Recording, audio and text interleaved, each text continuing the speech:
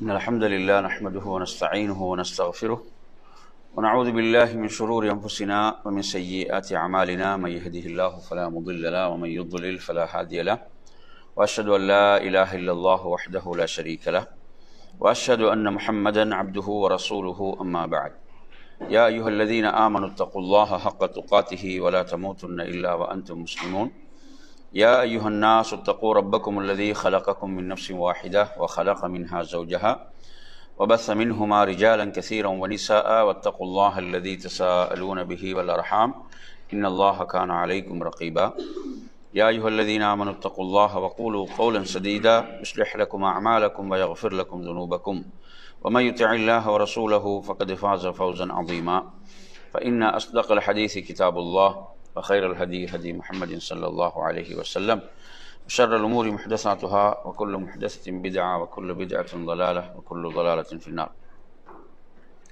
அன்பிற்குரிய என் அருமை சகோதரர்களே, தாய்மார்களே, சகோதரிகளே, அஸ்ஸலாமு அலைக்கும் வரஹ்மத்துல்லாஹி வபரகாத்துஹு.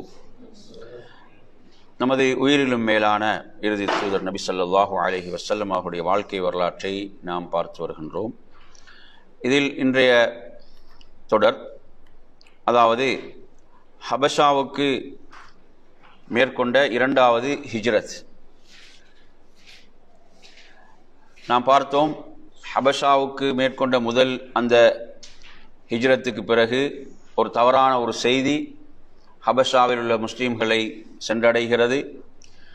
மக்காவில் உள்ள காஃபிர்கள் இஸ்லாத்தை ஏற்றுக்கொண்டு விட்டார்கள் என்ற ஒரு பொய்யான செய்தி சென்றடைந்தவுடன் அவர்கள் மறுபடியும் மக்காவுக்கு வருகிறார்கள். மக்காவை நெருங்கிய போது சிலருக்கு அது ஒரு பொய்யான ஒரு செய்தி என்பதை அறிந்து மறுபடியும் பலர் திரும்பி ஹபஷாவுக்கு செல்கிறார்கள். இன்னும் சிலர் மக்காவுக்கு வருகிறார்கள். சிலருடைய அடைகளத்தோடு வருகிறார்கள் என்ற செய்திகளை நாம் பார்த்தோம். எனவே அருமையான சகோதரர்களே, அதாவது மறுபடியும் மக்காவுடைய நிலை என்ன செய்கிறது? ஒரு முஸ்லீம்களுக்கு ஒரு மோசமான ஒரு சூழலாகத்தான் இருக்கிறது. கடுமையான அநீதிகள், கொடுமைகள், தொல்லைகள் தொடர்ந்து இவ்வாறு நடைபெற்று கொண்டிருக்கின்ற போது நபி ஸல்லல்லாஹு அலைஹி வஸல்லம் அவர்கள் மறுபடியும் தனது தோழர்களுக்கு ஹபஷாவுக்கு ஹிஜ்ரத் செய்யுமாறு என்ன செய்ய பணிக்கிறார்கள். ஏனென்றால் நாம் பார்த்தோம், ஹபஷாவில் ஆட்சி செய்து கொண்டிருந்த அந்த மன்னர் கிறிஸ்துவ மதத்தை சார்ந்தவராக அவர் இருந்தாலும் அவர் என்ன செய்தார்? முஸ்லிம்களுக்கு அடைக்கலம் கொடுத்தார். அவர் ஒரு சிறந்த ஒரு ஆட்சியாளராக காணப்பட்டார் என்ற அடிப்படையிலே அவர்களிடம் மறுபடியும் ஹபஷாவுக்கு அல்லாஹ்வுடைய தூதர் ஸல்லல்லாஹு அலைஹி வஸல்லம் அவர்கள் தனது தோழர்களை அனுப்புவதற்கு விரும்பினார்கள். எனவே அந்த அடிப்படையில் அருமையான சகோதரர்களே, இந்த இரண்டாவது ஹிஜ்ரத்தை பொறுத்தவரையில், அதாவது 83 ஆண்களும் 18 பெண்களும் இதிலே கலந்து கொள்கிறார்கள். இந்த ஹிஜ்ரத்தில் கலந்து கொள்கிறாங்க. பெண்களும் எப்படி தியாகம் செய்தார்கள் என்பதை நாம் இதிலே பார்க்கின்றோம். எனவே இவங்க அபிசீனியாவுக்கு, அந்த ஹபஷாவுக்கு ஹிஜ்ரத் செய்து செல்கிறார்கள். அங்கு என்ன செய்கிறாங்க? பாதுகாப்போடு வாழ்வது மட்டுமல்லாமல் வணக்க வழிபாடுகளை கூட எந்த தடையுமின்றி அவர்களுக்கு செய்வதற்கான ஒரு சூழல் அங்கு அவர்களுக்கு இருந்தது. எனவே இதை அறிந்த மக்காவுடைய அந்த குறைஷி காஃபிர்களால் இதை பொறுக்க முடியவில்லை. அங்கு நிம்மதியாக முஸ்லீம்கள் என்ன செய்கிறார்கள்? வாழுகிறார்கள் என்பதை கூட அவர்களால் பொறுக்க முடியவில்லை. எனவே அவர்கள் என்ன செய்கிறார்கள்? எவ்வாறாவது அவர்களை மறுபடியும் ஹபஷாவிலிருந்து மக்காவுக்கு என்ன செய்ய வேண்டும்? கொண்டு வர வேண்டும் என்ற அந்த ஒரு தீய எண்ணத்தோடு என்ன செய்கிறார்கள் என்று சொன்னால், 2 பேரை அனுப்பி வைக்கிறார்கள். 2 பேர் என்ன செய்கிறார்கள்? அனுப்பி வைக்கிறார்கள். யாரிடம்? நஜ்ஜாஷியிடம், நஜ்ஜாஷி மன்னரிடம். அதில் யார் யாரு? அம்ர் இப்னு ஆஸ் ரலியல்லாஹு அன்ஹு, அவங்க அப்பா இஸ்லாத்தை ஏற்றிருக்கவில்லை. அம்ர் இப்னு ஆஸ், அதே ரலியல்லாஹு அன்ஹு, அதே மாதிரி அப்துல்லாஹ் இப்னு அபி ரபியா ரலியல்லாஹு அன்ஹு, அப்போது இவரும் இஸ்லாத்தை ஏற்றிருக்கவில்லை. இந்த இருவரையும் என்ன செய்கிறார்கள் என்று சொன்னால் ஹபஷாவுக்கு அனுப்பி வைக்கிறார்கள். எனவே அவர்கள் என்ன செய்கிறாங்க? நிறைய, அதாவது அன்பளிப்புகளோடு, நஜ்ஜாஷி மன்னர் எதை விரும்புவாரோ அப்படியான பொருள்களை எல்லாம், அன்பளிப்பு பொருட்களை எல்லாம் எடுத்துக்கொண்டு அங்கு செல்கிறார்கள். சென்று எந்த அளவுக்கு என்று சொன்னால், நாட்டுடைய ஆட்சியாளருக்கு கொடுப்பதற்கு முன்னால் கிறிஸ்துவ மதகுருமார்களுக்கெல்லாம் அந்த அன்பளிப்பு பொருட்கள் என்ன செய்கிறார்கள்? வழங்குகிறார்கள். வழங்கி அவர்களுடைய உள்ளங்களை எல்லாம் என்ன செய்கிறார்கள்? தங்கள் பக்கம் திருப்புகிறார்கள். இவ்வாறாக என்ன செய்கிறார்கள்? அன்பளிப்பு பொருட்களை கொடுத்து அதன் பிறகு நஜ்ஜாஷி மன்னருடைய சபைக்கு செல்கிறார்கள். சென்று அவரிடமும் என்ன செய்கிறார்கள்? அன்பளிப்பு பொருட்களை எல்லாம் அவருக்கும் கொடுத்துவிட்டு, அதாவது இங்கு மக்காவிலிருந்து சில இளைஞர்கள் வந்திருக்கிறார்கள், அவர்கள் நமது மதத்தை சார்ந்தவர்களும் அல்ல, உங்களுடைய மதத்தை சார்ந்தவர்களும் அல்ல, ஒரு புதிய ஒரு மார்க்கத்தோடு அவர்கள் வந்திருக்கிறார்கள், புதிய ஒரு மார்க்கத்தை பின்பற்றியவர்களாக அவர்கள் வந்திருக்கிறார்கள். அவர்கள் தங்களுடைய உறவினர்களை குடும்பங்களை எல்லாம் பிரிந்து வந்திருக்கிறார்கள். எனவே அவர்களை எம்மோடு அனுப்பிவிடுங்கள் என்று சொல்லி கோரிக்கை வைக்கிறார்கள். அங்குள்ள அந்த சபையில் உள்ள மத குருமார்கள் கூட என்ன செய்யறாங்க? அவங்களோட கருத்துக்கு ஆதரவு தெரிவிக்கிறாங்க. ஏன்னா அவர்களுக்கும் அன்பளிப்புகள் கொடுக்கப்பட்டு அவர்களும் என்ன செய்திருக்கிறாங்க? தங்கள் பக்கம் திருப்பி இருக்கிறார்கள். எனவே நறுமையான சகோதரர்களே, இந்த நேரத்தில் நஜ்ஜாஷி மன்னர் பாருங்க, அல்லாஹ்வுடைய ஒரு அருள் தான். அவர் சொல்கிறார், இல்லை, அந்த மக்களிடமும் கேட்க வேண்டும். எனது நாட்டுக்கு யார் அடைக்கலம் தேடி வந்திருக்கிறாங்களோ அந்த முஸ்லிம்களிடமும் கேட்க வேண்டும். உங்களுடைய செய்தியை மாத்திரம் கேட்டு உங்களோடு என்ன செய்ய முடியாது? அனுப்பிவிட முடியாது என்று சொல்லி என்ன செய்கிறார்கள்? அந்த மக்களை அழைத்து வரும்படி சொல்கிறார்கள். அப்ப இந்த நேரத்தில் முஸ்லிம்கள் தங்களுக்கு மத்தியில என்ன செய்யறாங்க? ஆலோசனை கூட செய்யறாங்க. இப்ப நாம் எப்படி இதை எதிர்கொள்வது என்பது சம்பந்தமாக சொல்லும்போது முஸ்லிம்கள் எடுத்த முடிவு, நாம் உண்மையைத்தான் பேசுவோம், நாம் பேசுவது உண்மையைத்தான் நாம் சொல்வோம் என்று வருகிறார்கள். ஜாஃபர் இப்னு அபி தாலிப் அவர்கள் எழுந்து அவங்க தான் என்ன செய்யறாங்க? பேசுகிறார்கள். இந்த ஹதீஸ் மிக விரிவாக அஹ்மத் என்ற கிரந்தத்தில் பதிவாகி இருக்கிறது. அவர் எழுந்து சொல்றார், நஜ்ஜாஷி மன்னரிடம் என்ன சொல்கிறார் என்று சொன்னால், அதாவது நாங்க பல காலமாக அறியாமையிலே கிடந்தோம். எதில் கிடந்தோம்? அறியாமையிலும் வழிகேட்டிலும் இணை வைப்பிலும் இவ்வாறு நாம் மடமையில் சிக்கி தவித்துக் கொண்டிருந்தோம். அதாவது படைத்த அந்த நாயனை மறந்து நாம் பல சிலைகளை வணங்கி வந்தோம், செத்த பிராணிகளை புசித்து வந்தோம். அதே போன்று அதாவது அனாச்சாரங்கள் விபச்சாரங்கள் என்ற மானக்கேடானவைகளை நாம் செய்து வந்தோம், கொலைகள் செய்தோம், கொள்ளையடித்தோம், பிறரை கொடுமைப்படுத்தி அவர்களுக்கு நாம் அநீதி இழைத்தோம். எம்மில் அதாவது யார் நமது சமுதாயத்தில் வலிமை மிக்கவர்களாக இருந்தார்களோ அவர்கள் சமுதாயத்தில் வலிமை அற்றவர்களை என்ன செய்கிறார்கள்? அநியாயமாக அவர்களை சாப்பிட்டார்கள், அவங்க உரிமைகளை மீறினார்கள். இப்படியாக என்ன செய்யறாங்க? அந்த ஜாஹிலிய இருளை எல்லாம் அவங்க எடுத்து சொல்றாங்க. இப்படியெல்லாம் அநியாயங்கள் அந்த சமுதாயத்திலே நடந்து கொண்டிருந்தன. இப்படியான ஒரு பின்னணியிலே தான் இறை தூதர் அனுப்பப்படுகிறார்கள். இறை தூதர் நம்மிலிருந்தே வருகிறார்கள். அவரை நாம் நன்றாக அறிந்திருக்கிறோம். அவரது அந்த குடும்ப பின்னணியை நாம் அறிவோம். அவர் ஒரு சிறந்த மனிதர் என்பதையெல்லாம் அவர் என்ன செய்யறாங்க? எடுத்து சொல்கிறார்கள். அவர் தூதராக அனுப்பப்படுகிறார். இந்த வழிகேடுகள் இருந்தெல்லாம் நம்மை மீட்டெடுக்கிறார். சிறந்த நட்பண்புகளை போதிக்கிறார். உண்மையை பேசுகிறார். வாக்குறுதிகளை நிறைவேற்றுமாறு சொல்கிறார். இப்படியாக அல்லாஹ்வின் தூதர் ஸல்லல்லாஹு அலைஹி வஸல்லம் அந்த நட்பண்புகளை எல்லாம் அவங்க எடுத்து சொல்கிறார்கள். எனவே நறுமையான சகோதரர்களே, அப்ப நாம் இதை ஏற்று வாழுகின்ற போது நம்ம சமுதாயம் இதை ஏற்றுக்கொள்ளவில்லை. அவர்கள் என்ன செய்கிறார்கள்? நம்மை துன்புறுத்த ஆரம்பித்தார்கள். நமக்கு பலவிதமான வேதனைகளை தொல்லைகளை தந்தார்கள். அப்ப இவ்வாறான ஒரு பின்னணியில் தான் நாங்கள் உங்களோட நாட்டுக்கு வந்திருக்கிறோம், உங்கள் நாட்டுக்கு நாம் அடைக்கலம் தேடி வந்திருக்கிறோம் என்ற விடயங்களை எல்லாம் எடுத்து சொல்கிறார்கள். அப்ப எனவே அந்த நேரத்தில் நஜ்ஜாஷி மன்னர் என்ன சொல்றார் என்று சொன்னா, அப்படி என்றால் அந்த தூதருக்கு கொடுக்கப்பட்ட செய்திகள் உங்களிடம் இருக்குமா அல்லவா? அந்த செய்திகள் ஏதாவது நீங்க எடுத்து கொஞ்சம் என்ன செய்யுங்க, அதை எனக்கு எடுத்து காட்டுங்கள், ஓதி காட்டுங்கள் என்று சொல்றாங்க. அப்போது ஜாஃபர் இப்னு அபி தாலிப் ரலியல்லாஹு அவர்கள் சூரத்து மரியம் அந்த அத்தியாயத்திலிருந்து சில வசனங்களை என்ன செய்கிறார்கள்? ஓதி காட்டுகிறார்கள். அப்ப ஓதி காட்டியவுடன் அதாவது அவரது உள்ளத்தில் ஒரு பெரும் தாக்கம் ஏற்படுகிறது. நஜ்ஜாஷி மன்னருடைய உள்ளத்திலே ஏற்பட்டு அவங்களோட கண்களிலிருந்து கண்ணீர் வெளிப்பட ஆரம்பிக்கிறது. அவர்கள் அழ ஆரம்பிக்கிறார்கள். அங்குள்ள மதகுருமார்கள் கூட என்ன செய்கிறார்கள்? கிறிஸ்துவ மதகுருமார்கள் கூட அழ ஆரம்பிக்கிறார்கள். எனவே நறுமையான சகோதரர்களே, இந்த நேரத்தில் அவர் என்ன சொல்கிறார் என்று சொன்னால், அல்லாஹ்வின் மீது சத்தியமாக அதாவது ஈசா அலைஹிஸ்ஸலாத்துக்கு வழங்கப்பட்டது அந்த இஞ்சில், அதுவும் இந்த நீங்க சொல்லக்கூடிய இந்த செய்திகளும் அதாவது ஒரே விளக்குடைய இரு சுடர்கள் என்று அவர் சொல்கிறார் என்று சொல்லிவிட்டு அவர் உறுதியாக சொல்கிறார், இவர்களை உங்களிடம் ஒப்படைக்க முடியாது, இவர்களை உங்களிடம் ஒப்படைக்க முடியாது என்று உறுதியாக சொல்கிறார். அவர்களுடைய அன்பளிப்பு பொருட்களை எல்லாம் திருப்பி கொடுத்து விடுங்கள் என்று சொல்கிறார்கள். எனவே அவ்வாறாக அவங்க என்ன செய்யறாங்க, ஏமாற்றத்தோடு அவர்கள் திரும்புகிறார்கள். ஆனால் என்ன, அம்ர் இப்னு ஆஸ் ரலியல்லாஹு அன்ஹு இஸ்லாத்தை ஏற்றிருக்கல, அப்ப அவர் விடுவதாக இல்லை. அவர் சொல்றார், நான் மறுநாள் இன்னொரு விடயத்தை இதைவிட அவர்களுக்கு எதிரான ஒரு விடயத்தை சொல்வேன் என்று சொல்கிறார். சொல்லிவிட்டு என்ன செய்யறாரு, மறுநாள் மறுபடியும் நஜ்ஜாசி மன்னருடைய அவைக்கு என்ன சொல்கிறார் என்று சொன்னால், அதாவது உங்களுடைய ஈசா அலைஹிஸ்ஸலாத்தை பற்றி இவர்கள் தப்பும் தவறுமாக கூறிக்கொண்டிருக்கிறார்கள், எனவே அதை பற்றி நீங்கள் இவரிடம் என்ன செய்ய கேட்டு பாருங்கள், இவர்களிடம் கேளுங்கள் அப்படி என்று சொல்கிறார்கள். எனவே நறுமையான சகோதரர்களே, அப்போது அந்த ஜாஃபர் இப்னு அபீ தாலிப் ரலியல்லாஹு அன்ஹு அவர்கள் அந்த நேரத்திலும் உண்மையைத்தான் சொன்னார்கள், அந்த நேரத்திலும் உண்மையைத்தான் சொன்னார்கள். அதாவது அல்லாஹ்வுடைய தூதர் அவருடைய விஷயத்தில் என்ன கூறி இருக்கிறார்களோ அதைத்தான் நாம் உங்களிடம் கூறுகிறோம், அதைத்தான் உங்களிடம் கூறுகிறோம்.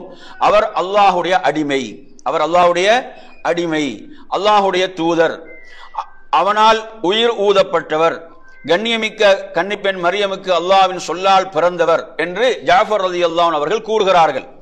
எனவே நஜ்ஜாசி மன்னர் என்ன செய்கிறார் என்றால், கீழே இருந்து ஒரு குச்சியை எடுத்து சொல்கிறாரு, அல்லாஹ்வின் மீது ஆணையாக மரியமின் மகன் ஈசா அலைஹிஸ்ஸலாம் இக்குச்சியின் அளவு கூட நீ கூறியதை விட அதிகமாக கூறியதில்லை. அவங்க சொன்னதும் இதுதான், அவர்களும் தன்னை அல்லாஹ்வுடைய அடியார், அல்லாஹ்வுடைய தூதர் இப்படித்தான் சொல்லி இருக்கிறார்கள். அப்ப எனவே அங்கிருந்த மதகுருமார்கள் எல்லாம் முகம் சுளிக்கிறார்கள், இப்படி நஜ்ஜாசி மன்னர் சொன்னவுடன். அவர்கள் கிறிஸ்துவ மதகுருமார்கள். அப்போது அவர் என்ன சொல்றார், அல்லாஹ் மீது ஆணையிட்டு சொல்கிறார், நீங்கள் முகம் சுளித்தாலும் இதுதான் உண்மை, இதுவே உண்மை என்று அவர் ஆணித்தனமாக உறுதியாக சொல்கிறார். அப்போது அந்த முஸ்லிம்களை பார்த்து சொல்றாங்க, நீங்கள் செல்லலாம், எனது பூமியில் நீங்கள் பாதுகாப்போடு நீங்க வாழலாம், உங்களை ஏசியவர்கள் தண்டனைக்குரியவர்கள் என்றெல்லாம் சொல்லி என்ன செய்யறாங்க, முஸ்லிம்களை அதாவது நிம்மதியாக தனது நாட்டிலே வாழ்வதற்கு அவர்கள் அனுமதிக்கிறார்கள். எனவே இந்த மக்காவிலிருந்து குறைஷி காபிர்கள் தரப்பால் அனுப்பப்பட்ட அந்த 2 தூதுவர்களும் கேவலப்பட்டவர்களாக, இழிவடைந்தவர்களாக அங்கிருந்து திரும்பினார்கள் என்பதை நாம் பார்க்கின்றோம். எனவே நறுமையான சகோதரர்களே, அவங்க கொடுத்த அந்த அன்பளிப்பு பொருட்களை எல்லாம் எந்த அளவுக்கு அவங்க நஜ்ஜாசி மன்னர் சொல்றார் என்று சொன்னா, இதையெல்லாம் திருப்பி கொடுத்துருங்க, அல்லாஹ்வின் மீது ஆணையாக அல்லாஹ் முன்னர் பரிபோன எனது ஆட்சியை எனக்கு மீட்டு தந்த போது என்னிடமிருந்து அவன் எந்த லஞ்சத்தையும் வாங்கவில்லை, எனவே நான் அவன் விஷயத்தில் லஞ்சம் வாங்குவேனா என்று சொல்றாங்க. எனக்கு எதிராக அல்லாஹ் கிளர்ச்சியாளர்களுக்கு உதவாத போது அவனுக்கு எதிராக நான் இவர்களுக்கு உதவுவேனா என்ற இப்படியான வார்த்தைகளை எல்லாம் அவர்கள் பேசினார்கள், சொன்னார்கள் என்பதை எல்லாம் பார்க்கிறோம். எனவே நறுமையான சகோதரர்களே, இந்த செய்தி அறிவிக்கக்கூடிய உம்மு சலமா ரலியல்லாஹு அன்ஹா சொல்றாங்க, அந்த இருவரும் அங்கிருந்து என்ன செய்தார்கள், கேவலப்பட்டு வெளியேறினார்கள், அந்த அன்பளிப்பு பொருட்களும் திருப்பி கொடுக்கப்பட்டு விட்டன என்ற இந்த செய்தியை நாங்கள் பார்க்கிறோம். எனவே இங்கு முஸ்லிம்களுக்கு வெற்றி கிடைத்ததற்குரிய அடிப்படையான விடயம் எது என்ன, அவங்க உண்மையை பேசினார்கள் இல்லையா, அவங்க உண்மையை பேசினார்கள், சத்தியத்தை பேசினார்கள். அந்த உண்மைக்கு அல்லாஹ் கொடுத்த வெற்றியாக இருந்தது.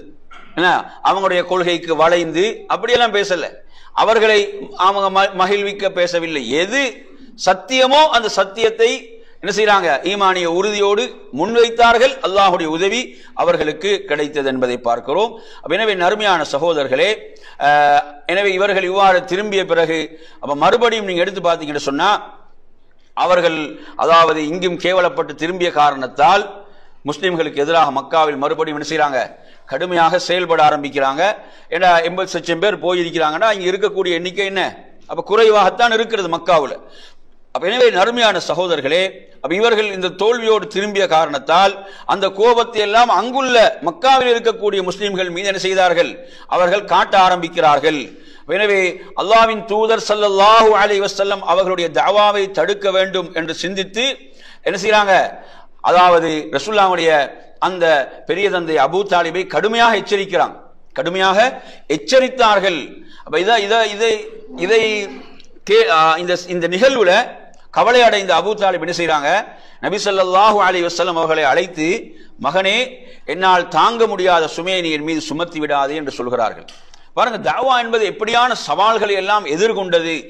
எனவே அருமையான சகோதரர்களே, அப்ப ரசூலுல்லாஹி ஸல்லல்லாஹு அலைஹி வஸல்லம் அவங்க உணர்றாங்க, அப்ப எனது பெரிய தந்தையும் என்ன செய்றாங்க, அவங்களும் தடுமாற தொடங்கி விட்டார்கள் என்று அவங்க உணர்ந்தவங்க சொல்றாங்க, பெரிய தந்தை அல்லாஹ்வின் மீது ஆணையாக இந்த தூதுத்துவத்தை விடக்கோரி எனது வலது கையில் சூரியனையும் இடது கையில் சந்திரனை தந்தால் கூட நான் இதை விட்டுவிட மாட்டேன் என்று நபி ஸல்லல்லாஹு அலைஹி வஸல்லம் அவர்கள் மிக உறுதியாக சொன்னார்கள் என்பதை பார்க்கிறோம்.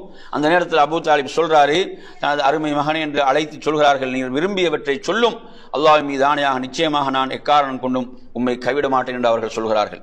எனவே அருமையான சகோதரர்களே, இவ்வாறாக அவர்களுடைய முயற்சிகள் தாவாவுக்கு எதிராக, இஸ்லாத்துக்கு எதிராக அந்த பாத்தில்ல இருப்பவர்களுடைய முயற்சிகளை பாருங்க, தொடர்ந்து அந்த முயற்சிகளை செய்து கொண்டிருக்கிறார்கள். எனவே சத்தியத்தில் இருக்கக்கூடிய நாம் எவ்வளவு உறுதியாக இருக்க வேண்டும், சத்தியத்தை நிலைநாட்டுவதில், சத்தியத்தை பிரச்சாரம் செய்வதில். இப்படி நீங்க எடுத்து பார்த்தீங்கன்னா பல விதங்களில் அவர்களுடைய அந்த எதிர்ப்புகளும் சூழ்ச்சிகளும் தொடர்ந்து கொண்டே இருந்தன. அப்ப நபி ஸல்லல்லாஹு அலைஹி வஸல்லம் அவங்களும் தாவாவை தொடர்ந்து முன்னெடுத்துக் கொண்டே இருக்கிறார்கள். அப்ப இந்த நேரத்தில் அதாவது என்ன செய்கிறார்கள், அதாவது அபூ தாலிபிடம் வருகிறார்கள், மறுபடியும் வருகிறார்கள். அபூ தாலிபிடம் வந்து என்ன சொல்கிறார்கள் என்று சொன்னால், அந்த இமாரத் இப்னு வலீத் இப்னு முகீரா என்ற ஒரு வாலிபர், அந்த வாலிபரை அழைத்துக் கொண்டு வருகிறார்கள். அழைத்துக் கொண்டு வந்து சொல்கிறார்கள், அதாவது நாம் முஹம்மதை கொள்வதற்கு பதிலாக இந்த இளைஞரை நீங்க எடுத்துக் கொள்ளுங்கள், இந்த இளைஞரை நீங்க எடுத்துக்கொண்டு அவர் எங்களுக்கு தாங்க, நாம் அவரை கொன்று விடுகிறோம் என்று பேரம் பேசுகிறார்கள். அப்ப இதை கேட்டு அபூ தாலிப் அவங்க கொதிக்கிறார்கள், அவங்க கொதித்து போகிறார்கள். அதாவது உங்களுடைய நீங்கள் தரக்கூடியவரை நான் தீனி போட்டு வளர்க்க வேண்டும், எனது மகனை நீங்க என்ன செய்வீர்கள், கொள்வீர்களா அப்படி என்று சொல்லி அவர்கள் கொதித்தெழுகிறார்கள். அவர்கள் அதற்கு ஒருபோதும் என்ன செய்யல, அதற்கு அவங்க உடன்படல, இது நடக்க முடியாத விடயம் என்று ஆணித்தரமாக அவர்கள் சொல்கிறார்கள். எனவே இந்த நிகழ்வுகள் எல்லாம் நபித்துவத்துடைய 6வது வருடத்துடைய நடுப்பகுதியில் இந்த நிகழ்ச்சிகள் நடைபெறுகின்றன. எனவே அருமையான சகோதரர்களே, எனவே பாருங்கள், அடுத்து என்ன அவர்கள் ஒரு முயற்சியை செய்கிறார்கள் என்று சொன்னால், அதாவது எவ்வாறாவது இவருடைய தாவாவை, அல்லாஹ்வுடைய தூதருடைய தாவாவை தடுக்க வேண்டும், எப்படியாவது என்ன செய்ய வேண்டும், ஓய்த்து கட்ட வேண்டும் என்பதற்காக இவர்களுடைய பலவிதமான சூழ்ச்சிகள் இப்போது நடைபெற்றுக் கொண்டிருக்கூடிய இந்த பின்னணியில ஒரு முறை அபூலஹபுடைய மகன் உதைபா என்பவன் அல்லாஹ்வுடைய தூதரிடம் வந்து என்ன சொல்கிறான் என்று சொன்னால், நான் சூரத்து நஜ்ம் அத்தியாயத்தை நான் நிராகரிக்கிறேன் என்று அவன் சொல்கிறான். அவன் சொல்லிவிட்டு அதாவது அல்லாஹ்வின் தூதர் ஸல்லல்லாஹு அலைஹி வஸல்லம் அவருடைய சட்டையை கிழிக்கிறான், அவங்களுடைய முகத்திலே உமிழ்கிறான், துப்புகிறான். ஆனால் அது வந்து அல்லாஹ்வுடைய தூதருடைய முகத்திலே படாமல் அது பாதுகாக்கப்படுகிறது, படவில்லை. இதன் பிறகு ரசூலுல்லாஹ் கவலையுற்று அல்லாஹ்விடத்தில், அதாவது எப்படி இவனுக்கு எதிராக பிரார்த்திக்கிறாங்கடா, இவன் மீது ஒரு பெரிய ஒரு மிருகத்தை சாட்டிவிடு என்று அவங்க துவா செய்கிறாங்க. எனவே அதன் பிறகு நீங்க பாத்தீங்கன்னா, அவன் ஷாமுக்கு சென்று ஒரு பிரயாணத்தில் ஒரு சிங்கம் அவனை சுற்றி வருகிறது. அப்போது அவன் உணர்கிறான், இது அல்லாஹ்வுடைய தூதர் செய்த துஆ, பிரார்த்தனை என்பதை அவன் உணர்கிறான். எவ்வளவுதான் அங்கு அவனோடு சென்றவர்கள் அவனுக்கு பாதுகாப்பை கொடுத்தாலும் என்ன செய்கிறது, அந்த சிங்கம் அவனை பிடித்து விடுகிறது, அவன் அதன் மூலம் கொல்லப்படுகிறான். அவன் சொல்கிறான், அதாவது மக்காவில் இருந்தே முஹம்மது என்னை கொன்று விட்டார் என்று அவன் சொல்கிறான். எனவே அருமையான சகோதரர்களே, இவ்வாறாக இவர்களுடைய எதிர்ப்புகள். அதே போல நீங்க பார்க்கலாம், உக்பத் இப்னு அபி முஐத் என்பவன் என்ன செய்கிறான் என்று சொன்னா, நபி ஸல்லல்லாஹு சஜிதாவில் இருக்கக்கூடிய நேரத்தில், அதாவது அவங்களோட அந்த முபாரக்கான ரசூலுல்லாஹ்வுடைய சிறப்பு மிக்க அந்த பிடரில் அவன் காலால் மிதிக்கிறான். எந்த அளவுக்கு என்றால், நபியாவோட கண்கள் வெளியில் வந்து விடுமோ என்று பயப்படுகின்ற அளவுக்கு மிக கடுமையாக அது இருந்தது. எனவே இவன் பத்ர் யுத்தத்தில் இவன் என்ன செய்யப்படுகிறான், கொல்லப்படுகிறான். அல்லாஹ்வுடைய தூதர் மட்டுமல்ல, அல்லாஹ்வுடைய தூதரை ஏற்றுக்கொண்ட மக்களும் இப்படி பலவிதமான இன்னல்களுக்கு உள்ளாகிறார்கள். உங்களுக்கு தெரியும், அம்மார் இப்னு யாசிர் ரலியல்லாஹு குடும்பம், அந்த குடும்பத்தில் யாசிர் ரலியல்லாஹு அவர்கள், அம்மார் ரலியல்லாஹு அவர்கள், சுமையா ரலியல்லாஹு அவர்கள், இவங்க எல்லாம் என்ன செய்யப்படுறாங்க, அதாவது பலவிதமான தாங்க முடியாத வேதனைகளுக்கு உட்படுத்தப்படுகிறார்கள். ரசூலுல்லாஹ் அந்த பக்கமாக சென்றால் அவங்களுக்கு ஒரே ஒரு நற்செய்தியை சொல்வார்கள், என்ன, யாசிருடைய குடும்பத்தினரை பொறுமையாக இருங்கள், உங்களுக்கு வாக்களிக்கப்பட்டது சொர்க்கம் என்று சொல்வார்கள். அப்படி சொல்வார்கள் என்ற செய்திகளை எல்லாம் நாம் பார்க்கிறோம்.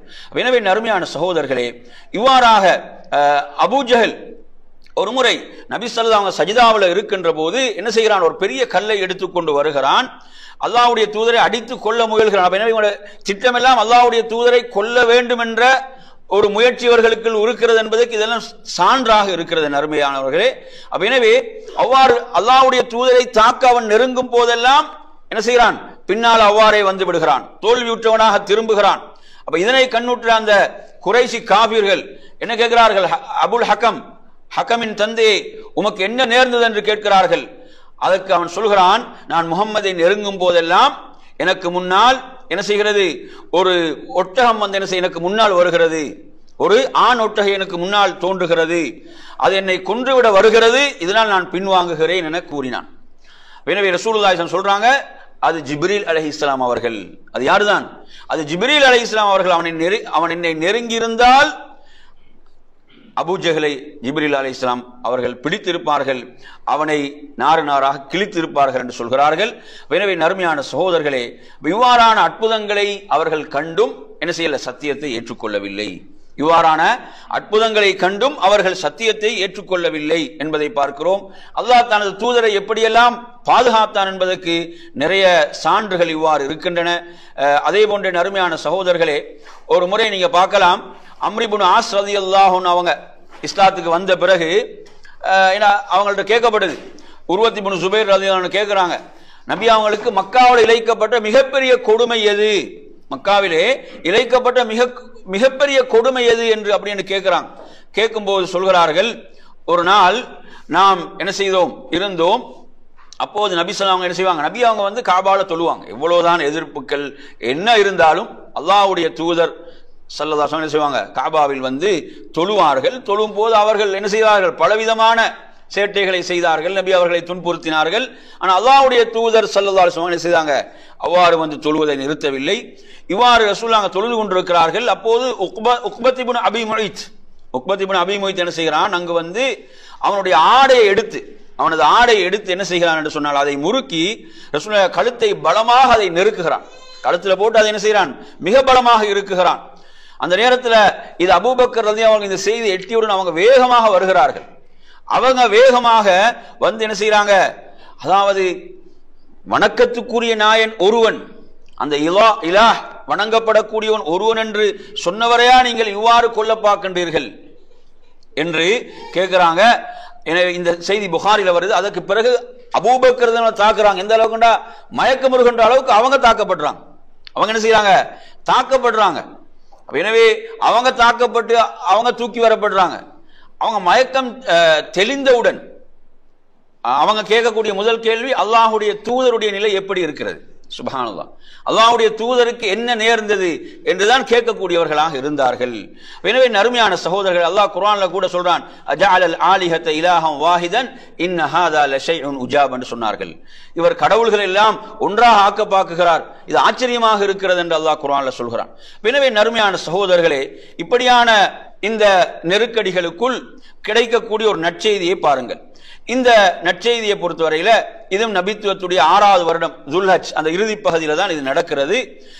அப்ப எனவே ஒரு முறை ரசூலுல்லாஹி ஸல்லல்லாஹு அலைஹி வஸல்லம் அவங்க அதாவது சஃபா மலையில இருக்கின்ற போது, சஃபா மலையிலே அல்லாஹ்வுடைய தூதர் அவங்க இருக்கின்ற போது என்ன செய்கிறான்? அபூஜஹல் அல்லாஹ்வுடைய தூதரை அவ்வாறு கடந்து செல்கின்ற போது அல்லாஹ்வுடைய தூதரை அவன் என்ன செய்கிறான்? திட்டுகிறான். அல்லாஹ்வுடைய தூதரை என்ன செய்கிறான்? திட்டுகிறான். அதே போன்று அல்லாஹ்வுடைய தூதருக்கு ஒரு கல்லை எடுத்து அவன் அடிக்கின்றான். அது நபி அவனோட தலையில் ஒரு காயத்தை ஏற்படுத்துகிறது. அல்லாஹ்வுடைய தூதருடைய தலையில் ஒரு காயத்தை அது என்ன செய்கிறது? ஏற்படுத்துகிறது. என் அருமையான சகோதரர்களே, இந்த செய்தியை பொறுத்தவரையில இந்த செய்தியில இவ்வாறு நடந்தவுடன் அதாவது ஹம்சா ரலியல்லாஹு அன்ஹு வேட்டைக்கு போய் திரும்பி கொண்டிருக்கிறான். ஹம்சா ரலியல்லாஹு அன்ஹு அப்ப இஸ்லாத்தை ஏற்றிருக்கல. அவங்க வந்து என்ன செய்யறாங்க? வேட்டைக்கு போய் திரும்பி கொண்டிருக்கின்ற போது அப்துல்லாஹ் இப்னு ஜுதானுடைய அடிமை பெண் இந்த செய்தியை வந்து சொல்லி விடுகிறார்கள். யாரிடத்துல? ரசூலுல்லாஹ்வுடைய சிறிய தந்தையிடம் சொல்லி விடுகிறார்கள். இப்படி சொன்னவுடன் அவங்களுக்கு வந்து கோபம் ஏற்படுகிறது. அவங்க ஒரு இளைஞராக வாலிபராக இருக்கிறாங்க. அவங்க வந்து சினம் கொண்டு எழுகிறார்கள். சினம் கொண்டு எழுந்து அபூஜஹலை தேடி என்ன செய்யறாங்க, காபாக்கே வாரான். அங்கே வந்து என்ன செய்கிறார்கள், ஏ கோழையே என்று அழைத்து, எனது சகோதரன் மகனை நீ திட்டி காயப்படுத்தினாய், நானும் அவரது மார்க்கத்தில் தான் இருக்கிறேன். அவங்க இஸ்லாத்தை ஏற்றிருக்கல, அவங்க சொல்றாங்க நானும் அவரது மார்க்கத்தில் தான் இருக்கிறேன் என்று கூறி தனது வில்லால் அவனது தலையில் அடித்து பெரும் காயத்தை ஏற்படுத்துகிறார்கள். அப்ப இப்ப வந்து அபூஜஹலுடைய குடும்பம் என்ன குடும்பம் பார்த்தீங்கன்னா பனு மஹ்சூம். எனவே அதில் உள்ள ஆண்கள் எல்லாம் அங்கே எழுகின்றார்கள். அதே போன்று ஹம்சா அவங்களுக்கு ஆதரவாக ஹாஷிம் கிளியார்கள் கொதித்து எழுகிறார்கள். இதை கண்ட அபூஜஹல் என்ன சொல்கிறான், அந்த அபு உமாராண்ட ஹம்சாவுடைய புனை பேர் அபு உமாராவின் தந்தை, அவரை விட்டு விடுங்கள், நான் அவரது சகோதரன் மகனை மிக கொச்சையாக ஏசிவிட்டேன், அதுதான் என்னை அவர் தாக்குவதற்கு காரணம் என்று கூறினான் என்ற அந்த செய்தி வருகிறது. எனவே நறுமையான சகோதரர்களே, இப்படி நானும் அவரது மார்க்கத்தில் இருக்கிறேன் என்பது அவங்க அந்த பனு ஹாஷிம் கோத்திரத்தினுடைய அந்த உணர்வு தான். அந்த உணர்வு அவரை அப்படி சொல்ல வைக்கிறது. ஆனால் அதற்கு பிறகு அவர் என்ன செய்யறாங்க, உண்மையிலே அவங்க இஸ்லாத்தை ஏற்றுக்கொண்டு அல்லாஹுடைய தீனை மார்க்கத்தை ஏற்றுக்கொண்டு அவங்க மார்க்கத்தில் அல்லாஹுடைய அருளால் என்ன செய்யறாங்க, உறுதியாகின்றார்கள். எனவே ஹம்சா ரலியல்லாஹு இஸ்லாம் என்பது ஒரு மிக பெரும் பலமாக மாறுகிறது. ஹம்சா ரலியல்லாஹு ஏன்னா அவங்க ஒரு பெரும் வீரராக இருக்கிறாங்க. எனவே அவர்களுடைய இஸ்லாம் என்பது ஒரு பெரும் ஒரு பலமாக இஸ்லாத்துக்கு மாறியது என்பதை நாம் பார்க்கிறோம். ஆரம்பத்தில் வந்து அவங்க இஸ்லாத்தை ஏற்றுக்கொள்வது தனது இனம் என்ற ஒரு உணர்வு இருந்தாலும் அதற்கு பிறகு அவங்க இஸ்லாத்தில் உறுதியானார்கள் என்பதை பார்க்கிறோம். எனவே நறுமையான இந்த நிகழ்வு நடந்து 3 நாட்களுக்கு பிறகு, இந்த நிகழ்வு நடந்து 3 நாட்களுக்கு பிறகு இன்னும் ஒரு நற்செய்தி இஸ்லாத்துக்கு கிடைக்கிறது. அந்த நற்செய்தி தான் உமர் ரலியல்லாஹு இஸ்லாத்தை ஏற்றுக்கொள்ளக்கூடிய நிகழ்வு. உமர் ரலியல்லாஹு அவர்கள் இஸ்லாத்தை ஏற்றுக்கொள்ளக்கூடிய நிகழ்வு. இதுவும் நீங்க பாத்தீங்கன்னா அதாவது நபித்துவத்துடைய 6வது வருடம் துல்ஹஜ் மாதம் தான், இதுவும் அந்த இறுதி பகுதியில் தான் நடக்கின்றது. அப்ப நபி ஸல்லல்லாஹு அலைஹி வஸல்லம் அவர்கள் செய்த ஒரு துஆ, இதை நீங்க திருமீதியில் இந்த ஹதீஸை பார்க்கலாம். அதாவது அல்லாஹ்விடத்துல இவ்வாறு ஒரு துஆவை நபி ஸல்லல்லாஹு செய்தார்கள். யா அல்லாஹ், அபூஜஹல், உமர் இவர்கள யார் உனக்கு விருப்பம் உள்ளவர்களாக இருக்கிறார்களோ அவரை கொண்டு நீ இந்த இஸ்லாத்தை கண்ணியப்படுத்துவாயாக, இந்த இஸ்லாத்தை நீ கண்ணியப்படுத்துவாயாக என்று துஆ செய்தார்கள். அவர்கள் இருவரிலும் உமர் ரலியல்லாஹு அவர்கள் அல்லாஹ்வுக்கு மிக விருப்பம் உள்ளவர்களாக இருந்தார்கள் என்பது அந்த நிகழ்வு நாங்கள் பார்க்கும் போது அறிந்து கொள்கிறோம். எனவே இவ்வாறாக நபி அவர்கள் செய்த துஆ, எனவே இது ஒரு முக்கியமான ஒரு விடயம். ஒரு இஸ்லாமிய அழைப்பாளர் என்று சொன்னால் பிரார்த்தனை என்ற பகுதி, துஆ என்ற பகுதி மிக முக்கியமானது என்பதையும் நாம் இதிலே பார்க்கிறோம். எனவே அல்லாஹ்வின் தூதர் ஸல்லல்லாஹு அலைஹி வஸல்லம் அவர்கள் இவ்வாறு செய்த அந்த துஆ அல்லாஹ்விடத்திலே அங்கீகரிக்கப்படுகிறது. உமர் ரலியல்லாஹு அவங்க ஒரு வீரமிக்கவராக கண்ணியமிக்கவராக அவங்க இருக்கிறாங்க. அதே நேரத்தில் முஸ்லிம்களுக்கு மிக கடுமையாக முஸ்லிம்களை வேதனை செய்யக்கூடியவராக அவர் இருக்கிறார். எனவே உமர் ரலியல்லாஹு அவங்க இஸ்லாத்தை ஏற்றுக்கொண்ட சம்பந்தமாக பல செய்திகள் வருகின்றன, பல செய்திகள். அது உங்களுக்கு பிரபலமான செய்தியாக எது தெரியும்? பிரபலமான செய்தியாக எது தெரியும்? அவங்களோட அந்த சாச்சாவுடைய மகனின் மகன், அதே போன்று அவங்களுடைய அந்த சகோதரருடைய கணவர், அதாவது யார், சயீத் பின் ஸைத் பின் அம்ர், அவங்க சொல்றாங்க, அவங்க வந்து வீட்டில் இருக்கும் போது அந்த சகோதரியோடு அவங்க வீட்டில் இருக்கிற போது ஹப்பாபில் அவங்க குர்ஆனை ஓதி காட்டும் போது அவங்க வந்து என்ன செய்யறாங்க, அவங்கள தாக்கக்கூடிய அந்த நிகழ்வு. ரசூலுல்லாஹ் நான் கொல்ல போகிறேன் என்று சொல்லும் போது முதல்ல நீங்க போங்க, யாரு, உங்களோட சகோதரியும் சகோதரியுடைய கணவனும் இஸ்லாத்தை ஏற்றுக்கொண்டிருக்கிறார்கள் என்று வரக்கூடிய அந்த செய்திகள் இதில் பிரபலமான செய்திகள். எந்த அளவுக்கு சொல்வார்கள் என்று பார்த்தீங்கன்னு சொன்னா, ஹத்தாபுடைய மகனின் கழுதை இஸ்லாத்தை ஏற்றுக்கொண்டாலும் அவர் ஏற்றுக்கொள்ள மாட்டார். அந்த அளவுக்கு இஸ்லாத்தை அவர் என்ன செய்கிறார், பகிரங்கமாக எதிர்த்து கொண்டிருக்கிறார். இந்த நிகழ்வுகள், இப்படி பல நிகழ்வுகள் என்ன செய்யப்படுது இதுல சொல்லப்பட்டாலும் இந்த நிகழ்வுகளுடைய ஆதாரத்தன்மையில பலவீனம் இருக்கிறது என்று அறிஞர்கள் குறிப்பிடுவார்கள். அதுல மிக முக்கியமாக வரக்கூடிய அவர் இஸ்லாத்தை ஏற்றுக்கொண்டதற்கு காரணியாக வரக்கூடிய ஒரு செய்தி புகாரில் வருது, 3866வது எண்ணில் வருகிறது. இதுதான் இதுல ஆதாரப்பூர்வமான செய்தியாக இருக்குது. இமாம் புகாரி ரஹிமத்துல்லாஹி அவங்க பதிவு செய்யக்கூடிய செய்தி. அதை நீங்க பாத்தீங்கன்னா அப்துல்லாஹ் இப்னு உமர் ரலியல்லாஹு அன்ஹு அவங்க சொல்றாங்க, அதாவது தனது தந்தையை பற்றி சொல்கின்ற போது சொல்கிறார்கள், எனது தந்தை எந்த ஒரு விஷயத்தை குறித்து இப்படி கருதுகிறேன் என்று அவங்க சொல்லுவாங்களாக இருந்தால் அந்த விஷயம் அவ்வாறே என்ன செய்யும், அது நடக்கும், அவ்வாறு அவங்க கூறியது போன்றுதான் இருக்கும். அப்படி ஒன்று அவங்கள்ட்ட இருந்துச்சுன்றத மகன் சொல்றார். எனவே அவங்க ஒரு முறை என்ன செய்யறாங்க, அமர்ந்து கொண்டு இருக்கின்ற போது ஒரு அந்த ஜாஹிலிய காலத்தில் நடக்கக்கூடிய ஒரு நிகழ்வு. அப்ப எனவே ஒருவர் அவங்களை கடந்து செல்கிறார்கள். அப்படி கடந்து செல்கின்ற போது உமர் ரலியல்லாஹு அன்ஹு சொல்றாங்க, ஒன்று இவர் அஞ்ஞான கால அந்த கலாச்சாரத்தில் இருப்பவர் என்று நினைத்தது தவறாக இருக்க வேண்டும், அல்லது அவர் என்ன செய்யணும், அவ்வாறு இருந்தால் இவர் தமது பழைய அறியாமை கால மார்க்கத்திலே இருக்க வேண்டும் அப்படின்னு சொல்றாரு. அதே போன்று இவர் குறி சொல்பவராக சோதிடராக இருக்க வேண்டும் என்று இப்படி பல விடயங்களை சொல்லி அவரை அழைக்கிறாங்க. அழைத்த உடனே அவர் யார் என்று பார்த்தீங்கன்னா அறியாமை காலத்துல அந்த சோதிடம் சொல்லக்கூடியவராகத்தான் அவர் என்ன செய்யறாரு, அவர் இருக்கிறார். அப்போது உமர் ரலியல்லாஹு அன்ஹு அவங்க என்ன கேட்கிறாங்கன்னு சொன்னா, உங்களோட அறியாமை காலத்தில் நடந்த ஒரு ஆச்சரியமான நிகழ்வை பற்றி எனக்கு சொல்லுங்க. அதாவது உங்களோட ஜின், அவங்க ஜின்களை வைத்து இவ்வாறு என்ன செய்வார்களா இல்லையா, கொஞ்சம் குறி சொல்லக்கூடிய வேலைகள், அவ்வாறு உங்களோட பெண் ஜின் உங்களிடம் கொண்டு வந்த செய்தியை சொல்லுங்கள் என்று சொல்லும் போது அவர் சொல்றார், அதாவது இந்த ஜின்கள் வானுலக செய்திகள் அவங்களுக்கு தடுக்கப்படுகின்றன. வானுலக செய்திகள் தடுக்கப்பட்டன. அல்லாஹ்வுடைய தூதருக்கு குர்ஆன் அருள பெற்ற பிறகு அது தடுக்கப்பட்டன. அப்ப அந்த செய்தியைத்தான் அவர் சொல்றார், இப்படி அந்த ஜின் சொன்னது, நமக்கு வானுலக செய்திகள் தடுக்கப்பட்டன. உமர் ரலியல்லாஹு அன்ஹு அவங்க என்ன சொல்றாங்க, இவர் சொன்னது உண்மை என்று சொல்லிட்டு சொல்றாரு. அவங்க ஒரு நாள் தூங்கி கொண்டிருக்கின்ற போது அந்த கஅபாவுக்கு அருகில் அவங்க தூங்கி கொண்டிருப்பதாக ஒரு கனவு காண்றாங்க. அதுல ஒரு மனிதர் ஒரு காளை கன்றை கொண்டு என்ன செய்யறாரு, அதை அந்த அறுக்கிறாரு.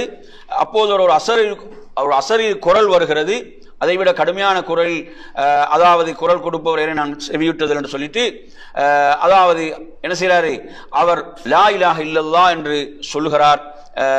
அந்த சிலைகள் எல்லாம் என்ன செய்யப்படுகிறது, அந்த சிலைகள் அந்த உடைக்கப்படுகின்ற மாதிரியான அந்த அப்படியான ஒரு கனவை அவர் காணுகிறாரு. அப்ப இது அவர் சொல்ல, அதுக்கு கொஞ்ச நாளுக்கு பிறகு அல்லாஹ்வுடைய தூதர் நபியாக வந்து விட்டார் என்ற செய்தி, இந்த செய்தியைத்தான் உமரோட இஸ்லாத்துக்கு மிகப்பெரும் ஒரு செய்தியாக ஆதாரமாக முன்வைக்கிறார்கள். எனவே நறுமையான சகோதரர்களே, இவ்வாறாக ரசூலுல்லாஹ் தாருல் அர்கம்ல இருக்கின்ற போது, அர்கம்ல வீட்டில் இருக்கின்ற போது என்ன செய்யறாங்க, அதாவது உமர் ரலியல்லாஹு அன்ஹு அவர்கள் வருகிறார்கள். அவங்க வாளோடு தான் வந்தார்கள். ரசூலுல்லாஹ் அவரை பிடித்து என்ன சொல்கிறார் என்று சொன்னால், நீங்கள் இஸ்லாத்தை ஏற்றுக்கொள்ளுங்கள், அல்லாஹ்வுடைய தீனை ஏற்றுக்கொள்ளுங்கள் என்று அவ்வாறு சொல்கிறார்கள். அதன் பிறகு அவங்க இஸ்லாத்தை ஏற்றுக்கொண்டார்கள். இஸ்லாத்தை ஏற்றுக்கொண்டதன் பிறகு அவங்க என்ன செஞ்சாங்க, தைரியமாக போய் என்ன செய்தார்கள், அந்த குறைஷி தலைவர்களிடம் தான் இஸ்லாத்தை ஏற்றுக்கொண்ட செய்தியை முன்வைத்தார்கள். அதே போன்று மக்காவில் ஒரு செய்தியை மிக வேகமாக யாரிடம் சொன்னால் அனைவருக்கும் போய் சேருமோ அப்படியான ஒருவரிடம் என்ன செய்யறாங்க, அந்த செய்தியை சொல்கிறார்கள், நான் இஸ்லாத்தை ஏற்றுக்கொண்டேன். எனவே இவ்வாறாக அவரது இஸ்லாத்துடைய செய்தி அவர்கள் சொல்கிறார்கள். அதன் பிறகு அவங்களும் பல துன்பங்களுக்கு இன்னல்களுக்கு ஆளாகின்றார்கள். அவங்களும் பல நெருக்கடிகளை சந்தித்தாலும் எந்த அளவுக்கு சஹாபாக்கள் சொல்கிறார்கள் என்று சொன்னால், உமர் ரலியல்லாஹு அன்ஹு இஸ்லாத்தை ஏற்றுக்கொண்டதன் பிறகு, அதாவது இஸ்லாத்துக்கு கண்ணியம் கிடைத்தது, நாங்கள் கஅபாவில் தொழ ஆரம்பித்தோம், இஸ்லாம் எதிர்க்கப்படுவது குறைந்தது, அவங்களுக்கு ஃபாரூக் என்ற பெயர் வருவது, ஃபாரூக் என்ற சத்தியத்தையும் அசத்தியத்தையும் பிரித்து காட்டுவர் என்ற, ஹம்சா ரலியல்லாஹு அவங்களுக்கு பின்னால் ஒரு அணி, உமர் பின்னால் ஒரு அணி, இப்படி 2 அணி காபாவுக்கு சென்றது, ரசூலுல்லாஹ்வை முன்னால் நிறுத்தி கொண்டு, இதனால தான் எனக்கு ஃபாரூக் என்ற பெயர் வந்தது என்றெல்லாம் அவங்க சொல்வார்கள். எனவே இவ்வாறாக உமர் ரலியல்லாஹு அவங்க இஸ்லாத்தை ஏற்றுக்கொண்டதும் இஸ்லாத்துக்கு ஒரு பெரும் வெற்றியாக அமைந்தது என்பதை பார்க்கிறோம். எனவே அருமை சகோதரர்களே, இவ்வாறான பல தியாகங்கள் அர்ப்பணிப்புகளுக்கு மத்தியில தான் இந்த தீன் வளருகிறது, இந்த தீன் மேலோங்குகிறது என்பதை நாம் புரிந்து கொள்ள வேண்டும். எனவே அருமை, அதற்கு பிறகு நாம் உள்ள தலைப்பை பார்க்கலாம். இவ்வாறான இவர்கள் இஸ்லாத்தை ஏற்றுக்கொண்ட பிறகு இந்த குறைஷிகளுடைய நிலை இன்னும் என்ன செய்து, ஒரு நெருக்கடியான நிலை அவர்களுக்கு ஏற்படுகிறது, இவ்வாறு ஏற்படுகிறது. எனவே அவர்கள் என்ன செய்கிறார்கள் என்று சொன்னால், அதாவது அல்லாஹ்வின் தூதர் ஸல்லல்லாஹு அலைஹி வஸல்லம் அவர்களிடத்திலே போய் மறுபடியும் பேரம் பேசுகிறார்கள். எப்படி பேரம் பேசுவாங்கன்னு சொன்னா, எதிர்க்க முடிந்தால் எதிர்ப்பார்கள், எதிர்க்க முடிந்தால் எதிர்ப்பார்கள், அவங்கள குறை சொல்ல முடிந்தால் குறை சொல்வார்கள், அப்படி இல்லையா பணிந்து போக வேண்டுமா பணிந்தும் போவார்கள். பாருங்க, உத்பத் இப்னு ரபியா என்பவன் என்ன செய்யறான், அல்லாஹ்வுடைய தூதர்ட்ட ரசூலுல்லாஹ் காபாவில் இருக்கும் போது அவர்களிடம் போய் ஒரு கோரிக்கையை வைக்கிறார், முஹம்மதே என்று சொல்லி அழைத்து ஸல்லல்லாஹு அலைஹி வஸல்லம். அதாவது என்ன கோரிக்கை வைக்கிறார் என்று பார்த்தீங்கன்னு சொன்னா, எமது செல்வத்தில் உமக்கு எது விருப்பமோ அந்த அனைத்து செல்வங்களையும் உமக்கு நாம் தருகிறோம். உண்மையில் நீங்க இந்த பிரச்சாரத்தை செய்வது, நீங்க ஒரு செல்வந்தராக மாற வேண்டும், செல்வ செழிப்புள்ளவராக மாற வேண்டும் என்பதற்கென்றால் நாம் உங்களுக்கு பெரும் செல்வத்தை என்ன செய்கிறோம், நாம் சேகரித்து தருகிறோம், அதற்கு நாம் தயாராக இருக்கிறோம். அல்லது உமக்கு தேவை ஆட்சி, உமக்கு தேவை ஆட்சி என்று சொன்னால் நாம் என்ன செய்கிறோம், உம்மை ஆட்சியாளராக ஆக்குகிறோம், நாம் உம்மை ஆட்சியாளராக ஆக்குகிறோம், அந்த அந்தஸ்தை நாம் உமக்கு தருகிறோம் என்று இப்படி என்ன செய்கிறார்கள், பேரம் பேசுகிறார்கள். எனவே அல்லது ஏதாவது ஜின்களை வைத்து வைத்தியம் செய்ய வேண்டுமா, அதையும் செய்கிறோம். அப்ப சொல்லாம என்ன சொல்றான், ரசூலுல்லாஹ் வந்து ஒரு மனநோயாளி மாதிரி என்ன ஜின்களை வைத்து வைத்தியம் செய்ய வேண்டுமா, அதையும் நாம் என்ன செய்கிறோம், நாம் அதை செய்வதற்கும் குணமாகும் வரை செய்வதற்கும் நாம் தயாராக இருக்கிறோம். இப்படி வந்து என்ன செய்கிறான், பேசுகிறான். அப்போது நபி ஸல்லல்லாஹு அலைஹி வஸல்லம் அவர்கள் அதாவது வலீதின் தந்தை என்று அழைக்கிறார்கள். யா அபுல் வலீத், நான் சொல்வதை செவிசாய்ப்பீராக என்று சொல்லி ரசூலுல்லாஹ் சூரத்துல் ஃபுஸ்ஸிலத் அத்தியாயத்தை ஓத ஆரம்பிக்கிறார்கள். அப்ப சூரத்துல் ஃபுஸ்ஸிலத் அத்தியாயத்தை ஓத ஆரம்பித்து அந்த அத்தியாயத்துடைய 13 வசனங்கள், அந்த அத்தியாயத்துடைய அந்த 13 வசனங்களை ரசூலுல்லாஹ் ஓதிட்டாங்க. அப்படி ஓதுகின்ற போது அவனை ரசூலுல்லாஹ்வுடைய கையிலே ரசூலுல்லாஹ்வுடைய வாயில் கையை வைத்து நிறுத்துங்கள் போதும் என்று சொல்கிறான். ஏன்னா அதுக்கு அதை தொடர்ந்து அவனால் கேட்க முடியாது. அந்த குர்ஆனை கேட்காமல் தடுத்த ஒரு கூட்டமா இல்லையா? இப்ப குர்ஆனை கேட்கின்ற போது அவங்களுடைய உள்ளங்களே தன்னை அறியாமல் அதில் ஈர்க்கப்படுகிறது. அது மாத்திரமல்லாமல் அதில் வரக்கூடிய எச்சரிக்கைகளை பார்த்து இந்த தண்டனை நமக்கு இறங்கி விடுமோ என்று பயப்படுகிறான். அதுல வருகிறதா இல்லையா, ஃபைன் அரது ஃபகுல் அன்தர்துக்கும் ஸாயிகதம் மிஸ்ல ஸாயிகதி ஆதி வ ஸமூத் என்ற அந்த வசனம். எனவே இந்த ஆதி சமூகத்துடைய சமூகத்தாருக்கு ஏற்பட்ட இடிமுழக்கம் போன்ற ஒரு இடிமுழக்கத்தை நான் உங்களுக்கு அச்சமூட்டி எச்சரிக்கிறேன் என்று கூறுவீராக அப்படி என்று வருகிறது. எனவே இந்த சத்தியத்தை அவர்கள் ஏற்க மறுத்தால் இந்த வசனம் வந்த போது அவன் பயப்படுகிறான். எனவே அவன் திடுக்கிட்டவனாக எழுந்து என்ன செய்கிறான், இவ்வாறு ரசூலுல்லாஹ்வுடைய வாயிலை கையை வைத்து அவ்வாறே மூடுகிறான். அதன் பிறகு உத்பா வந்து என்ன செய்கிறாரு, உத்பா வந்து தனது கூட்டத்தாரிடம் போய் என்ன சொல்கிறான் என்று சொன்னால், அவருடைய முகத்தில் ஏற்பட்ட மாறுதல் அந்த குறைஷி காஃபிர்கள் பார்க்கிறார்கள். அல்லாஹ்வின் மீது ஆணையாக இவன் சென்ற முகத்தோடு இவர் திரும்பவில்லை என்று கூறுகிறார்கள். அப்போது உத்பா என்ன சொல்வது என்று சொன்னால், நான் இதற்கு முன்னால் கேட்காத வசனங்களை நான் கேட்டேன், இதற்கு முன்னால் கேட்காத வசனங்களை கேட்டேன். அது கவிதை அல்ல, அது சூனியம் அல்ல, அது குறிகாரனுடைய சொல்லும் அல்ல. எனது கூட்டமே, எனக்கு வழிபடுங்கள், நான் சொல்வதை செய்யுங்கள், இந்த மனிதரை அவருடைய போக்கில் விட்டுவிடுங்கள், இவரை விட்டுவிடுங்கள், எந்த ஒன்றுக்கு நீங்கள் தலையிடாதீர்கள். அதாவது அரபுக்கள் அவரை வந்து கொன்றால் அது அவர்களோடு முடியட்டும், அவர் வெற்றி கொண்டால் அந்த வெற்றி உங்களுக்குரிய வெற்றி என்றெல்லாம் சொன்னாலும், அதாவது அவர்கள் இவரை வந்து என்ன செய்கிறார்கள், எள்ளி நகையாட ஆரம்பிக்கிறார்கள், பரிஹசித்தார்களே தவிர இவருடைய உத்பாவுடைய எந்த செய்தியும் அவர்கள் ஏற்றுக்கொள்ள தயாராக இருக்கவில்லை என்பதை பார்க்கின்றோம். எனவே நறுமையான சகோதரர்களே, அதே போன்று அடுத்த கட்ட நடவடிக்கையாக பாருங்க, பேரம் பேசுதல் எப்படியெல்லாம் நடக்குதுன்னு பாருங்க. பேரம் பேசுவார்கள் அல்லது வந்து சொல்வார்கள், உங்களுடைய இறை அல்லாஹ்வை நாங்கள் சில காலத்துக்கு வணங்குவோம், எங்களுடைய சிலைகளை நீங்கள் சில காலத்துக்கு வணங்குங்கள், இப்படியெல்லாம் பேரம் பேசினார்கள். எனவே நறுமையான சகோதரர்களே, அதே போன்று நீங்க எடுத்து பார்த்தீங்கன்னு சொன்னா, இப்படியான ஒரு பின்னணியில அபூ தாலிப் என்ன செய்யறாரு, அபூ தாலிப் வந்து அதாவது இந்த முத்தலிப் கோத்திரம் ஹாஷிம் கோத்திரத்தை எல்லாம் அபூ தாலிப் ஒன்று சேர்க்கிறார். எதற்காக ஒன்று சேர்த்தார் என்று சொன்னால், இப்ப நபி அவங்களுடைய உயிருக்கு ஆபத்து இருக்கிறது, நபி அவர்களுடைய உயிருக்கு ஆபத்து இருக்கிறது, இவரை கொன்று விடுவார்கள் என்ற ஒரு அச்சம் அவர்களுக்குள்ள ஏற்படுது. அப்ப எனவே அதனால் என்ன செய்யறாரு, இவர் இந்த முத்தலிப் ஹாஷிம் குடும்பத்தாரை எல்லாம் அவரை ஒன்று சேர்க்கிறாரு. ஒன்று சேர்த்து சொல்றாரு, நாங்கள் அனைவரும் இவருக்கு பாதுகாப்பு அளிக்க வேண்டும், இவருடைய உயிருக்கு வந்து அச்சுறுத்தலாக இருக்கிறது, இவருக்கு நாங்கள் பாதுகாப்பு அளிக்க வேண்டும் என்று அவங்க எல்லாம் உடன்படுறாங்க. அதில் எல்லோரும் இஸ்லாத்தை ஏற்றிருக்கவில்லை, யாருமே அதிகமான இஸ்லாத்தை ஏற்றிருக்கவில்லை. ஆனால் என்ன செய்யறாங்க, அவர்கள் அனைவரும் அல்லாஹ்வுடைய தூதரை பாதுகாப்பதற்காக அவங்க அனைவரும் ஒன்று சேர்ந்தார்கள், அனைவரும் ஒன்று சேர்ந்தாங்க, அதற்கு ஆதரவு கொடுத்தார்கள். இந்த நேரத்தில் இவர்களை விட்டு பிரிந்து போனவன் அபூலஹப் அதை என்ன செய்ய ஏற்றுக்கொள்ள மறுத்து விடுகிறான். அப்ப எனவே அவன் உடன்படவில்லை, மற்றவங்க அதில் உடன்படுகிறார்கள். இவ்வாறாக இந்த பின்னணியில தான் அடுத்ததாக நீங்க பாத்தீங்கன்னா அந்த பொது தடை என்பது வருகிறது. பொது தடை என்பது வருகிறது. அந்த பொது தடை என்பது நாங்கள் அறிவோம், 3 வருடங்கள். எத்தனை வருடங்கள்? 3 வருடங்கள் என்ன செய்யப்படுகிறாங்க, ஒரு சமூக பகிஷ்காரம் செய்யப்படுகிறார்கள். எந்த அளவுக்கு என்று சொல்லி சொன்னால், அதாவது இந்த பனு ஹாஷிம் பனு முத்தலிப் கோத்திர மீது இந்த தடை ஏற்படுத்தப்படுகிறது.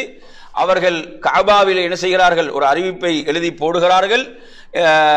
அதாவது முஹம்மதை நம்மிடம் ஒப்படைக்கும் வரை, கொலை செய்வதற்காக அவரை நம்மிடம் ஒப்படைக்கும் வரை, அதாவது நாம் இவர்களோடு எந்த தொடர்பையும் வைத்துக் கொள்ள மாட்டோம்.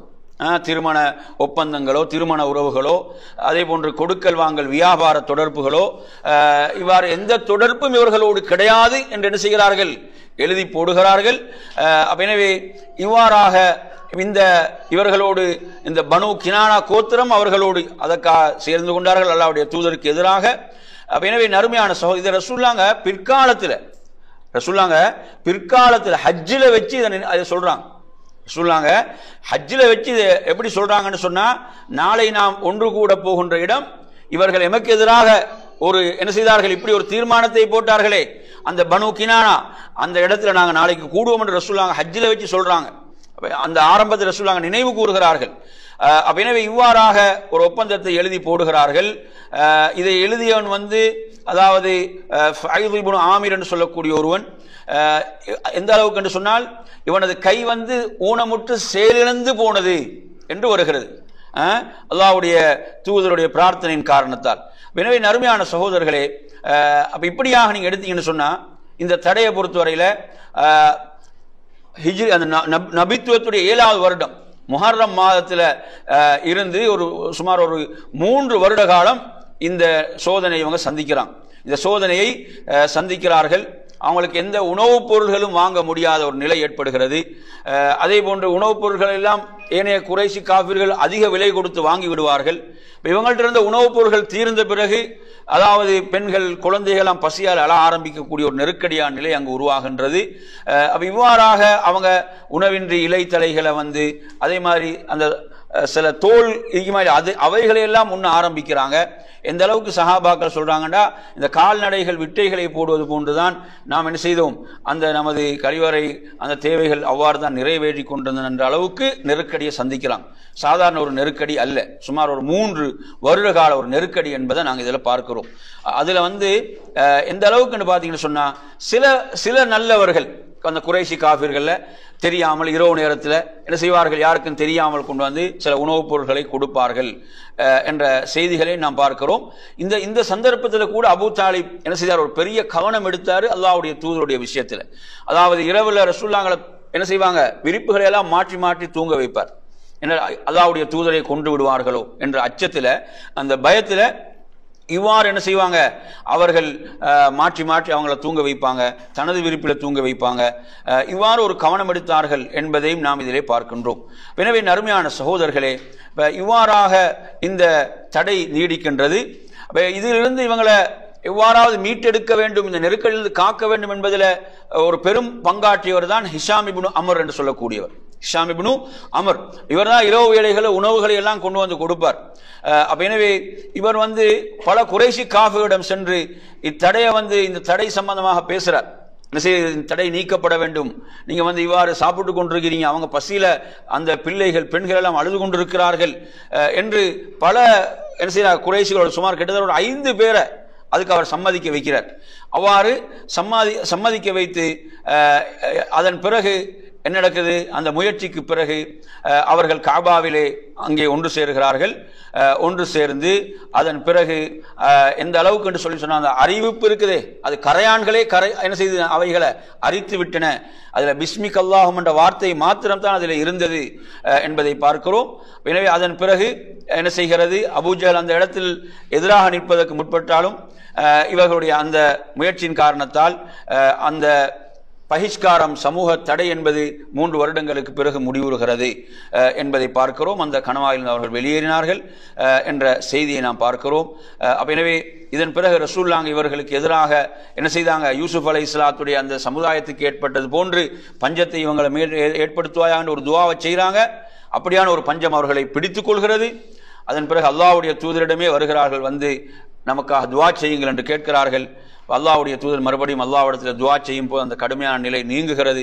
அதற்கு பிறகு அவர்கள் மாறு செய்தார்கள் என்பதை நாம் பார்க்கிறோம். குர்ஆன்ல சூரத்து துஹான்ல கூட அல்லாஹு தஆலா என்ன செய்கிறான், இது தொடர்பாக குறிப்பிடுகிறான் என்பதை நாம் பார்க்கின்றோம்.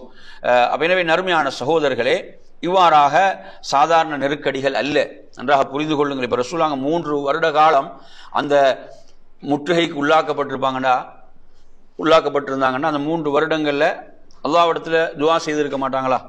யா அல்லாஹ் இந்த நெருக்கடியிலிருந்து எம்மை விடுவிப்பாய் ஆண்டு துஆ செஞ்சிருக்க மாட்டாங்களா? கட்டாயம் செஞ்சிருப்பாங்க இல்லையா? அல்லாஹ்வுடைய தூதருடைய துஆ என்பது அல்லாஹ்விடத்தில் எவ்வளவு சிறப்புக்குரியது, உடனே ஏற்றுக்கொள்ளப்படக்கூடிய துஆ, அப்படியா இல்லையா?